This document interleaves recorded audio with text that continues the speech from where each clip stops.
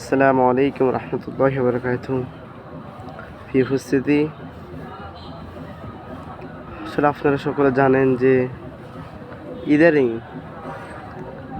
আসলে আমি একটা কথা বলেছি, এক জালিম উনি এসে আমাদের শাইখ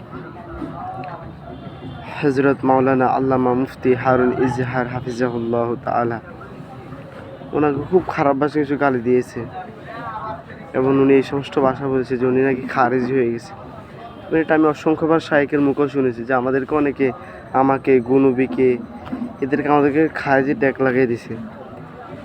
আমি বলি, ফি ভাই আমার, মেহেরবানি করে আল্লাহর দোহাই দিয়ে বন্ডামি বন্ধ করেন। আপনাদের অনতিবিলম্বে এই সমস্ত বন্ডামি বন্ধ করতে হবে ইনশাআল্লাহুল আজিজ। তবে মনে রাখবেন, অনেকেই শাইখদেরকে খুব ইয়ে করতেছেন। তো আমি বিশেষ একটা কথা বলবো, আমাদের শাইখদেরকে এই সমস্ত অপমানি কারা করে? আমাদের শাইখদেরকে এই সমস্ত অপমানি করে যারা ইসলামী রাজনীতি দলগুলো। কেন? ও হক কথা বলে, তাদের গায়ে সহ্য হয় না।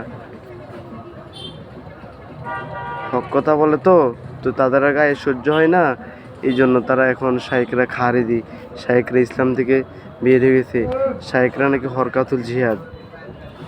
যাই হোক, আসলে আমরা বলতে চাই, আপনারা যেতে কিছু দিয়ে ইয়ে করেন, দেখবেন আল্লাহ তাআলা আপনাদের বাতিল, আপনাদের গুমরা, এটা কোনো সন্দেহ নেই।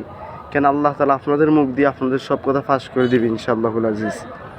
তবে আমার একটি আবদার আপনাদের কাছে, ফি ভাইয়ের আমার নামে ইতিমধ্যে এক জায়গায় বিচার গিয়েছে, যাই আমি নাম ভাঙতে চাই না।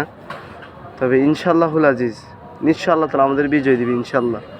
তবে যতই আপনারা ইয়ে করেন, এক লোক এসে বিচার দেওয়ার বলতেছে আমরা এত কষ্ট করে পড়ালেখা করছি, আলেম হয়েছি, আর এখন আল বিদ্যে। আর আল্লাহ রসুল সাল্লাল্লাহু আলাইহি ওয়াসাল্লাম কোন আলেমকে মানার জন্য বলছেন? আল্লাহ রসুল সাল্লাল্লাহু আলাইহি ওয়াসাল্লাম এটাই হাদিস বলছেন যে ইন্নাল উলামা ওয়ারাসাতুল আম্বিয়া। রাসূলুল্লাহ সাল্লাল্লাহু আলাইহি ওয়াসাল্লাম বলেন যে তোমরা আলেমদের কদর করো, তোমরা আলেম হও, না হয় আলেমের ছাত্র হও, না হয় আলেমের সাথে থাকো, না হয় আলেমের সাথে উঠা বসা করো। কোন আলেমের কথা বলছেন? শুধু আলেমের কথা বলছেন, এটা নিয়ে ঘুরে বেড়াচ্ছ। আরে বোকার বাচ্চা, বোকারা, কোন আলেমের কথা বলছে? রাসূলুল্লাহ সাল্লাল্লাহু আলাইহি ওয়াসাল্লাম।